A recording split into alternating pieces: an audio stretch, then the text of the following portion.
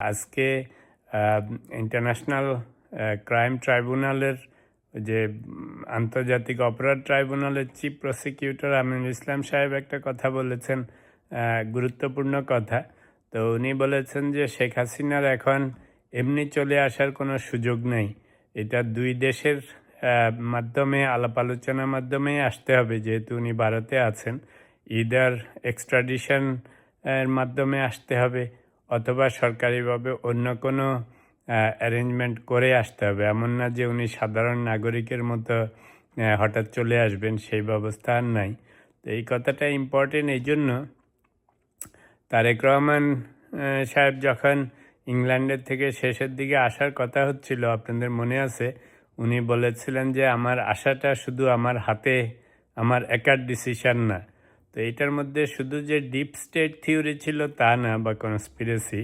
এর কারণ হচ্ছে ওনার তো কোনো ট্রাভেল ডকুমেন্ট ছিল না, পাসপোর্ট ছিল না। সরকারি তরফ থেকে পাসপোর্টের ট্রাভেল পাস দিতে হইতো। তো সেম জিনিস এখন শেখ হাসিনার বেলায়ও প্রযোজ্য। তো গত 2-2.5 বছরে ওনার কূটনৈতিক পাসপোর্ট নিশ্চয়ই ক্যান্সেল করে দিয়েছে, সাধারণ পাসপোর্ট নাই। এখন যদি ওনাকে আসতে হয় বাংলাদেশ থেকে ট্রাভেল পাস দিতে হবে বা পাসপোর্ট ইস্যু করতে হবে। তারপরে দুই গভর্নমেন্টের মধ্যে একটা আলাপ আলোচনা হইতে হবে। এক্সট্রাডিশন অ্যাক্ট যেটা আছে বাংলাদেশ এবং ইন্ডিয়ার মধ্যে, আই থিঙ্ক 2010 সনে যেটা করা হয়েছিল। তো সেখানে অনেক বিধিবিধান আছে যে কারো মৃত্যুদণ্ড থাকলে বা কারো ফাঁসির আদেশ থাকলে সেগুলি কার্যকর করা যাবে না, সেটার জন্য সরকারিভাবে অ্যাসিওরেন্স দিতে হবে। তো ইটস নট যে উনি প্লেনের টিকিট কাটবেন আর চলে আসবেন। তো ফলে ওনার আশাটাও আসলে উনি ঘোষণা দিলেও ওনার একার উপর নির্ভর করে না। তো এই এই এই জিনিসটা খুব বেশি আলোচনা সমালোচনায় আসে না।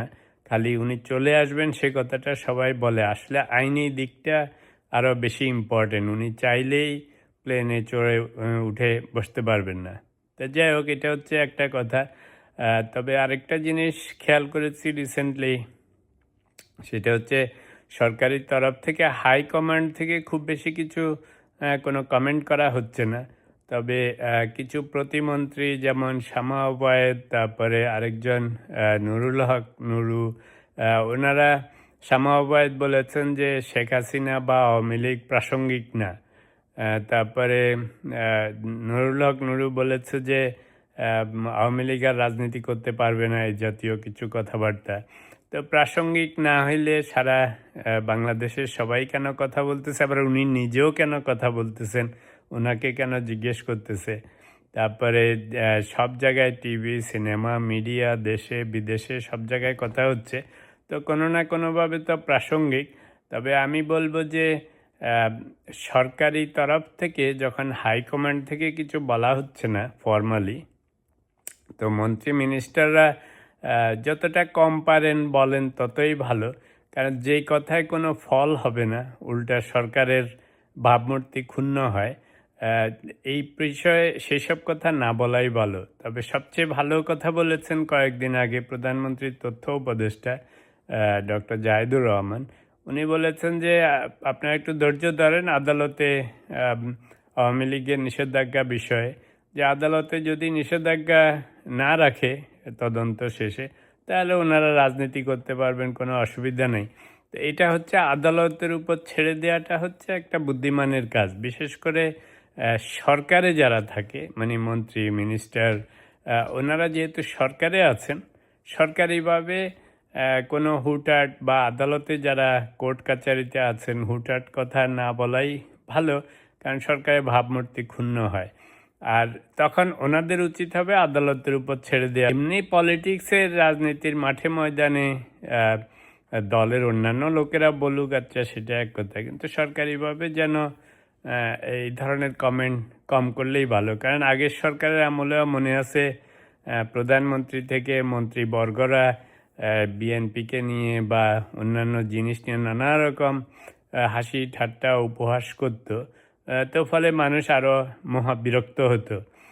শেখ হাসিনা নিজেই কত কথা বলেছেন। ওবায়দুল কাদেরের কথা মনে আছে আপনাদের, কত হাসি ঠাট্টা করতো।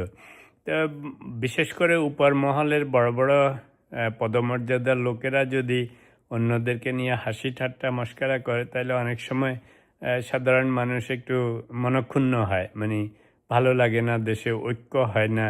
তা আমাদের প্রধানমন্ত্রী তারেক রহমান সাহেব প্রথম থেকেই বলে আসছেন যে উনি প্রতিহিংসা বাদ দিয়ে দেশে ঐক্য এবং সাম্যের রাজনীতি করতে চান, দেশের উন্নয়ন ঘটাতে চান। তা সেই ক্ষেত্রে মন্ত্রী মিনিস্টাররা অনেকে, বিশেষ করে প্রতিমন্ত্রী পর্যায়ের অনেকে এখানে ওখানে অনেক কিছু বলে ফেলতেছেন, এই যে অপ্রাসঙ্গিক বা রাজনীতি করতে পারবে না। তো সেগুলি পারবে কি পারবে না সেটা আদালত ঠিক করবে। তো সেই জন্য এসব কথা বলে সরকারের হাইকমান্ডের যে ভাবমূর্তি সেটা নষ্ট করা হয়তো ঠিক হবে না। তো কারণ কথা যত বেশি বলে তত শত্রু বাড়ে, তত মান সম্মান খোয়ানো হয়, তত ক্রিটিসিজম হয়। কথা যত কম বলবেন তত কম ক্রিটিসিজম হবে। যেমন প্রধানমন্ত্রী কম বলেন, এসব বিষয়ে উনি কোনো কমেন্ট করেন না, সেই জন্য এই পর্যন্ত ওনার বিরুদ্ধে তেমন খারাপ কিছু আসতেছে না।